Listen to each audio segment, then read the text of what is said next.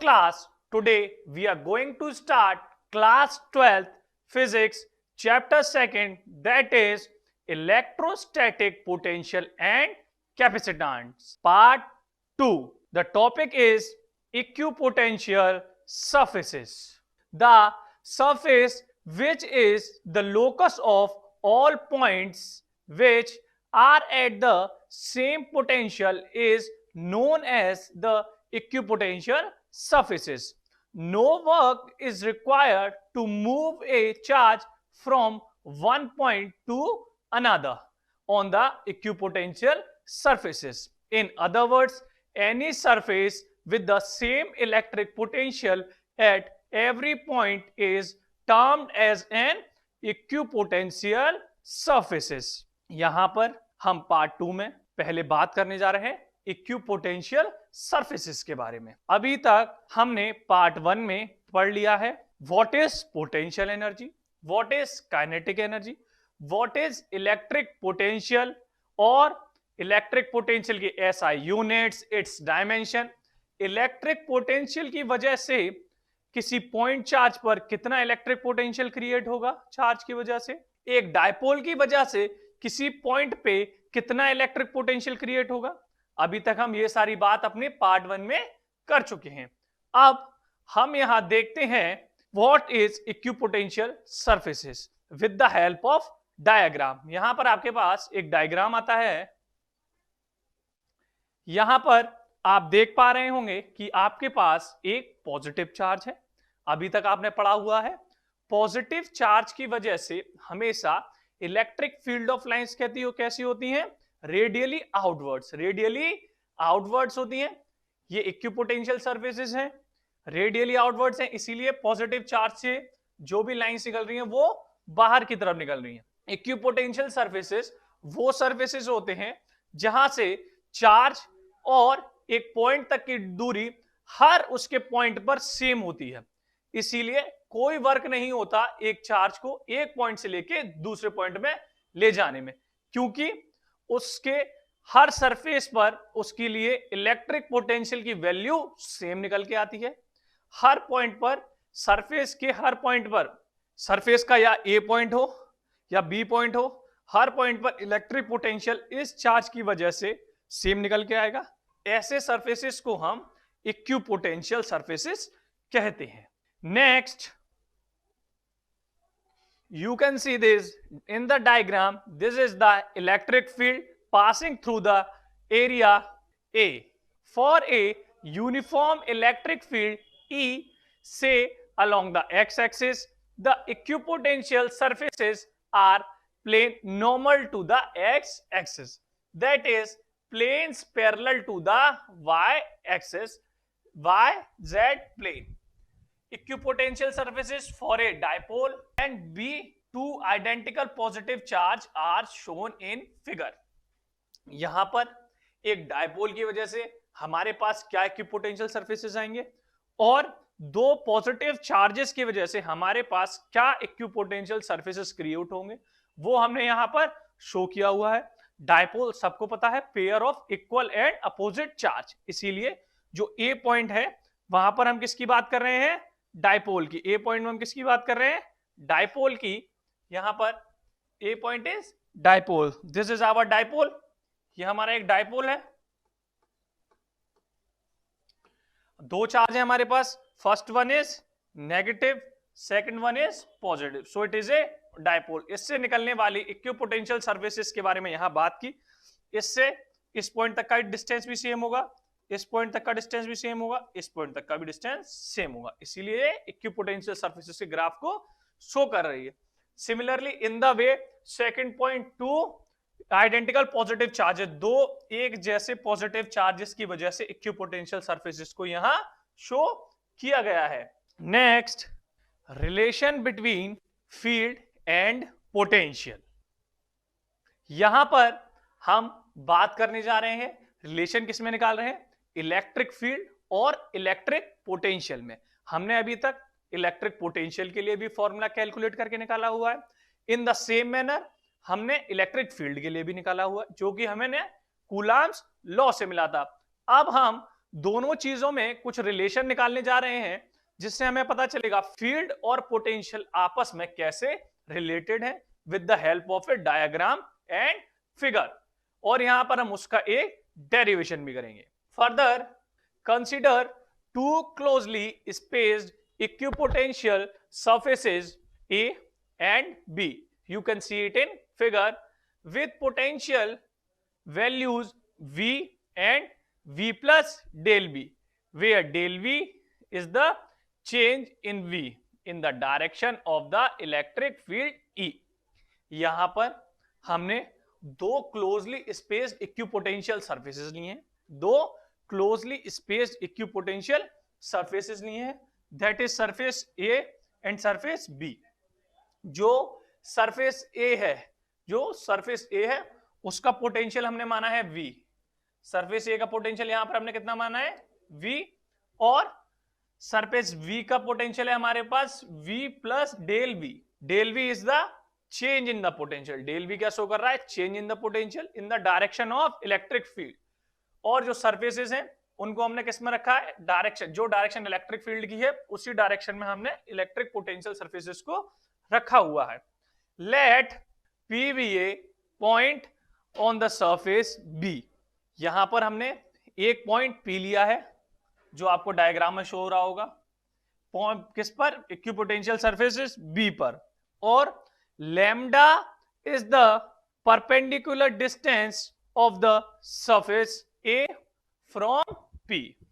Imagine that a unit positive charge is moving along the perpendicular from the surface B to surface A against the electric field. The work done in this process is E del L. हमको पता था यहां पर इन्होंने del L को perpendicular distance माना है A से P तक। जो A सरफेस है, this is our surface, A surface से लेके, ये A से लेके P तक का डिस्टेंस इन्होंने कितना माना है, del L. This is the distance between A and P। इन्होंने कहा जो P पर एक यूनिट, जो P है यहां पर एक यूनिट पॉजिटिव चार्ज रखा हुआ है, एक यहां पर यूनिट पॉजिटिव चार्ज रखा हुआ है जो कि मूव कर रहा है along perpendicular from surface B to surface A, surface B से सरफेस A की तरफ अगेंस्ट द, क्योंकि वर्क डन क्या था, work done is moving a charge from one place to another और bringing to from infinite to that point. तो P से लेके हम इसको A तक में लेके आएंगे तो उसके लिए हमारा वर्क डन कितना होगा, हमारा वर्क डन कितना होगा। और आपने वर्क डन के लिए एक फॉर्मूला पढ़ा था हमने, वर्क डन के लिए हमें क्या फॉर्मूला मिला था, वर्क डन के लिए हमारे पास फॉर्मूला था work done equal E dot ds, जहां पर E हमारा इलेक्ट्रिक फील्ड है, ds is the small area elements, और यहां पर हमने क्या एरिया मान रखा है, del L, that is del L। That's why the work done in this process is E del L। ये हमारे पास वर्क डन यहां से आया। This work equals the potential difference VA minus VB, thus E in mod into del L equals V minus V plus del V, that equals to minus del V। यहां पर हमने E dot del L को लिया, जो work है potential का वो equal होगा वर्क डिफरेंस के, पोटेंशियल डिफरेंस यहां पर किसके इक्वल होगा, VA माइनस VB के। VA क्या था, वॉल्यूम जिसका पोटेंशियल था A सरफेस का, VA is the potential of surface A, surface A का पोटेंशियल है, VB is the potential of surface B, B surface का पोटेंशियल है।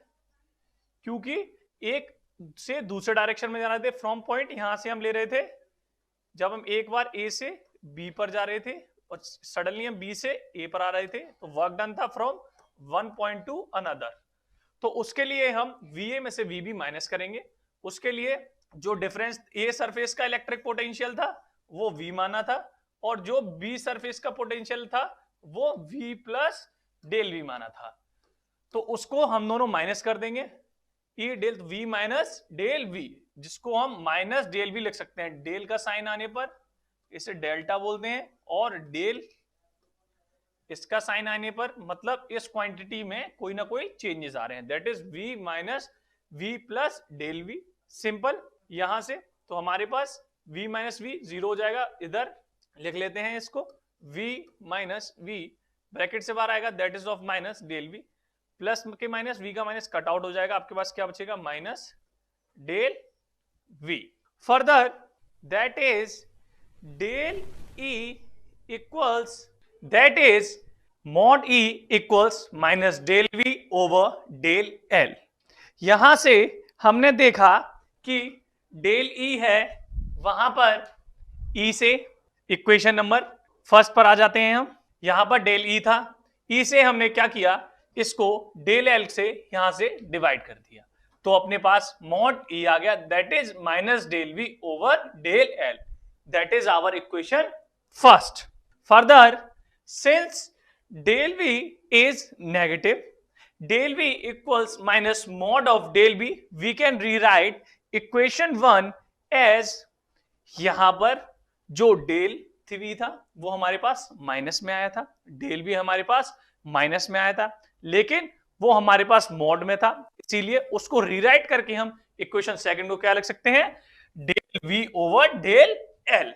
Further, we thus arrive at two important conclusions concerning the relation between electric field and potential.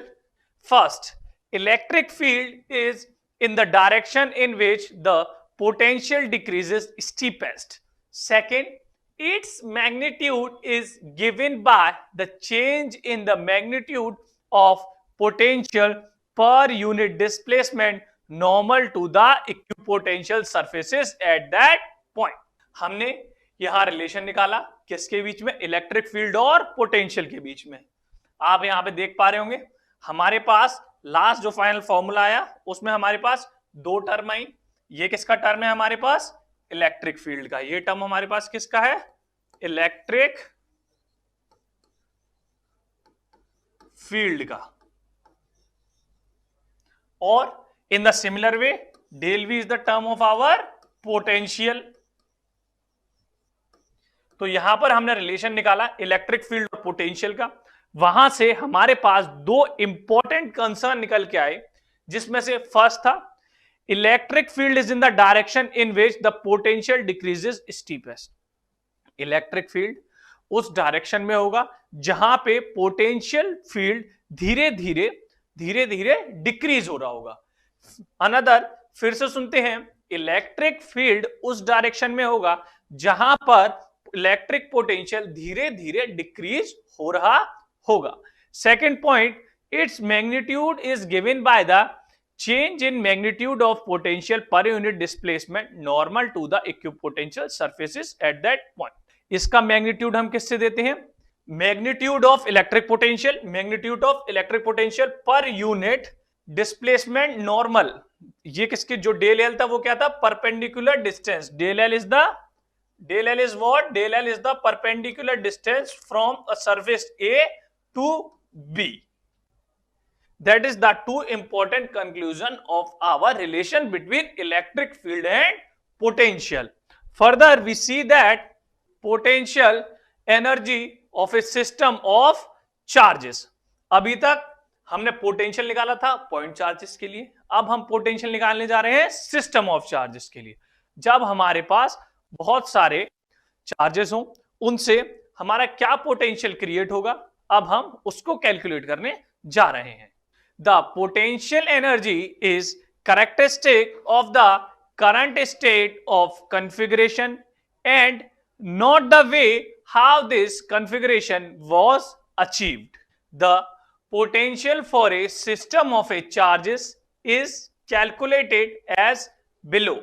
अब हम यहां पर potential of a system of a charges, काफी सारे charges की वजह से एक पॉइंट पर कितना इलेक्ट्रिक पोटेंशियल क्रिएट होगा वो हम कैलकुलेट करने जा रहे हैं। अभी तक हमने पोटेंशियल सिंगल चार्ज की वजह से निकाला है, डायपोल की वजह से भी हमने पोटेंशियल निकाला एक पॉइंट चार्ज के ऊपर।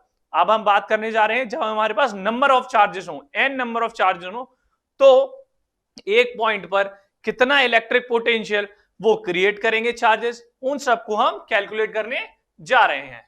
First point, potential energy for the first charge is considered as 0 which is brought from infinity to a point having no external repulsive force, no other charges present in the space। यहां पर हम बात कर रहे हैं potential energy की एक charge की वजह से, जो कि हमने कंसीडर की है 0, क्योंकि वो चार्ज को एक इंफिनिटी से एक पॉइंट पर लेके आ रहा है। वर्क डन क्या था, पोटेंशियल के लिए हमने क्या पढ़ा था, work done bringing a unit positive charge from infinity to another point. लेकिन इंफिनिटी से लेकर अदर पॉइंट तक लाने में अगर उसके ऊपर कोई भी रिपल्सिव फोर्स नहीं लगी है तो हम उसके ऊपर पोटेंशियल एनर्जी कितना कंसीडर करेंगे, 0। Next point, bringing another charge will face attractive और repulsive force from the first charge and the work done to bring it from infinity to the point is stored in the form of potential energy। लेकिन जब हम एक charge के पास एक और charge रख देंगे जिससे उसके ऊपर कोई भी अट्रैक्टिव या रिपल्सिव फोर्स लगेगी, इसलिए जो फर्स्ट चार्ज होगा उससे कोई ना कोई फोर्स अट्रैक्टिव या रिपल्सिव लग रही है। फर्स्ट पॉइंट पे हमने एक सिंगल चार्ज की बात की थी जिसके ऊपर कोई भी रिपल्सिव फोर्स या अट्रैक्टिव फोर्स नहीं थी, इसीलिए उसके लिए हमने पोटेंशियल एनर्जी कितनी मानी, 0। यहां पर हम कोई भी एक अट्रैक्टिव या रिपल्सिव चार्ज रख देंगे, इसीलिए उसके ऊपर वर्क डन करेगा जब इंफिनिटी से किसी पॉइंट पर कोई चीज को लाने में तो स्टोर हो जाएगी in the form of potential energy. Third point, similarly all further charges being brought from infinity will face attractive or repulsive force from all other charges present in the space। Similar way में जब हम charges को लेकर आएंगे और सारे charges को, हमारे पास नंबर ऑफ चार्जेस हैं, उनको लेकर आएंगे हम इंफिनिटी से लेके एक पॉइंट तक, तो वो चार्जेस भी उनके ऊपर कोई ना कोई फोर्स लगेगी, उन चार्जेस के ऊपर प्रेजेंट होगी, दैट इज अट्रैक्टिव और repulsive. First, here we are having positive charge Q2, another positive charge Q1, the distance between Q1 to Q2 is R12। Potential energy of a system of two charges U equals 1/4 pi epsilon naught Q1 Q2 over R। Potential energy के लिए यहां पर हमारे पास formula था U equals 1/4 pi epsilon naught Q1 Q2 over R। दो charges के बीच में लगने वाले पोटेंशियल की हम यहां पर बात कर रहे हैं, जहां पर हमारे पास Q1 Q2 दो चार्ज हैं, उनके बीच का डिस्टेंस हमारा R12 है, तो हमने फॉर्मूले में 1/4 pi epsilon जो कि कॉमन है सब में। Q1 Q2 are the two charges and R12 is the distance between the two charges। अभी तक हमने किसकी बात करी है, दो चार्जेस के बारे में। अब हम बात करेंगे दो या दो से ज्यादा चार्जेस के बारे में। Further in second you can see Q3 charge connected to Q2 charge, further Q2 charge connected to Q1 charge and Q1 charge connected to R13 charge। Potential energy of a system of three charges U equals 1/4 pi epsilon naught Q1 Q2 over R12 plus Q1 Q3 over R13 plus Q2 Q3 over R23। अब यहां पर potential energy अभी तक हमने बात की थी system of two charges की वजह से, अब हमने बात की है थ्री चार्जेस की वजह से। यहां पर हमने फॉर्मूला लिया U equals 1/4 pi epsilon not Q1 Q2 over R, और हमने लिया है Q1 से लेके Q2 तक के डिस्टेंस R12, Q2 से लेके Q3 तक की डिस्टेंस R23, सिमिलर Q1 से लेके Q3 तक की डिस्टेंस R13। उनको हम ऐड कर देंगे। Q1 और Q2 तक बीच के डिफरेंस कितनी है R12, Q1 और Q3 तक के बीच के डिफरेंस R13। अब हमारे पास बचा Q2 और Q3 चार्ज की डिस्टेंस, दैट इज R23। इनको हम ऐड करके पोटेंशियल एनर्जी निकाल पाएंगे, system of 3 charges. Further numerical, अब हम बात कर लेते हैं पोटेंशियल एनर्जी की of two system of charges के। फॉर्मूला हमने निकाला, 3 चार्जेस पे निकाला। अब इससे हम कॉन्सेप्ट और क्लियर करने के लिए न्यूमेरिकल देख लेते हैं। The question is 4 charges are arranged at the corners of a square ABCD of side D as shown in figure. Find the work required to put together this arrangement. यहां पर 4 corners हैं, corner A, corner B, C and D, जिन पर charge रखे हुए हैं। A और C पर similar charge है, प्लस क्यू, बी और सी पर माइनस, डी पर माइनस चार्ज है, दैट इज माइनस क्यू। यहां के मिड पॉइंट पर एक टेस्ट चार्ज रखा हुआ है, ई पॉइंट। हमको निकालना है वर्क रिक्वायर्ड, इस पूरे अरेंजमेंट को रखने में, एक साथ रखने में क्या वर्क लगा होगा वो हमको निकालना है। मतलब ये चारों मिलकर इस पर कितना इलेक्ट्रिक पोटेंशियल क्रिएट कर रहे होंगे। इसका अब हम सॉल्यूशन देखते हैं। Since the work done depends on the final arrangement of the charges and not on how they are put together, we calculate work needed for one way of putting the charges at A, B, C and D. Suppose यहां पर जो work done है वो depend किस पे करता है, work done किस पे डिपेंड करता है, हमने फाइनल काम क्या कर लिया, बीच में कैसे उस काम को किया, वर्क डन उस पर डिपेंड नहीं करता। फाइनल काम हमने क्या किया है, वर्क डन उस पर डिपेंड करता है।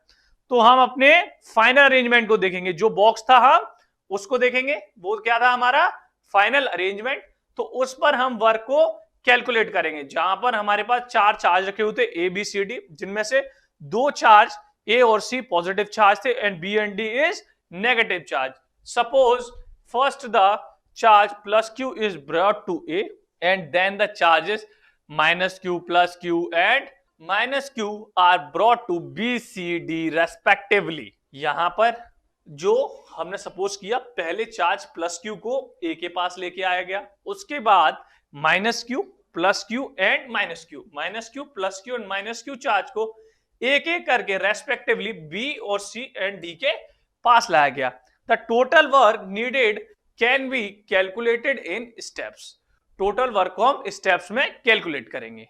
Like first, work needed to bring a charge plus q to A when no charge present is elsewhere, this is 0। अभी तक हमने पढ़ा हुआ था फर्स्ट चार्ज के बारे में। जब कोई सिंगल चार्ज है, उसके आसपास कोई चार्ज नहीं है, उसके ऊपर कोई अट्रैक्टिव और रिपल्सिव फोर्स नहीं लगेगी, तो हम उसका वर्क डन कैसे कंसीडर करेंगे, 0। इसीलिए फर्स्ट चार्ज जब अकेला था, वो ए तक जाने के लिए उसका वर्क डन कितना कैलकुलेट हुआ, 0।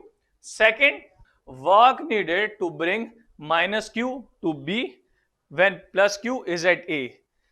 This is given by charge at B into electric static potential at B due to charge plus q at A. यहां पर work needed to bring a minus q charge को हम B तक लाने में क्या वर्क लगा, और प्लस q चार्ज को A तक लाने में वर्क क्या लगा, उसे निकालने के लिए हम निकालेंगे बी पर क्या चार्ज लगा और इलेक्ट्रोस्टैटिक पोटेंशियल बी पर क्या लगा, ए की वजह से। एक माइनस चार्ज था, एक प्लस चार्ज था, Q1 Q2, ठीक है। 1/4πε दोनों में हम कॉमन लेते हैं, उन दोनों के बीच की डिस्टेंस क्या था, डी। क्यू और क्यू आपस में मल्टीप्लाई हुआ, that is q square. Answer आ गया हमारे पास minus q square 4πε0 into D, where the D is the distance between the two charges. Third, work needed to bring charge plus q to C when plus q is at A and minus q is at B. This is given by charge at C into potential at C due to charges at A and B. Similar way में यहां पर हमारे पास work done किसके बारे में हम निकाल रहे हैं, अब हम वर्क डन निकाल रहे हैं प्लस क्यू चार्ज को C तक ले जाने में और प्लस क्यू चार्ज को A तक ले जाने में एंड माइनस क्यू को B तक ले जाने में। ये सिमिलर वे में चार्ज सी पे क्या था और potential at C due to changes at A and B, plus Q.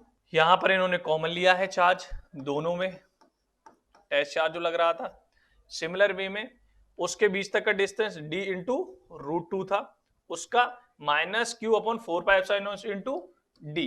Further इसे सॉल्व किया, this equals to minus q square 4πε0 into D 1 माइनस 1 बाय रूट 2। उसे हमने सॉल्व करके 1 माइनस 1 बाय रूट 2 अंदर रहने दिया, कॉमन टर्म्स को बाहर निकाल लिया। Fourth point, work needed to bring minus Q to D when Q at A minus Q and B at Q at C. Similarly, this is given by charge at D and potential at D due to changes. Similarly, this answer comes that. Similar way में आप fourth point भी निकाल सकते हैं। अभी तक जितना concept third में था वही फोर्थ में है। यहां पर हमारे पास नंबर ऑफ चार्जेस की बात हो रही है। अब हम लास्ट चार्ज पे निकाल सकते हैं। तब जब हम लास्ट चार्ज पे निकाल रहे हैं माइनस क्यू चार्ज पे डी की वजह से, तो इससे 3 चार्जेस पहले आ चुके होंगे, तो वो तीनों चार्जेस कुछ ना कुछ उस पर फोर्स क्रिएट कर रहे होंगे। इसीलिए यहां पर हमारे पास 3 टर्म्स आए हैं, that is plus q 4πε0 into D, minus q 4πε0 D into root 2, plus q 4πε0 into D. यहां हमने सिंपल कैलकुलेशन किया, कॉमन टर्म्स को बाहर निकाल लिया और जिनको सॉल्व करना था उनको ब्रैकेट में।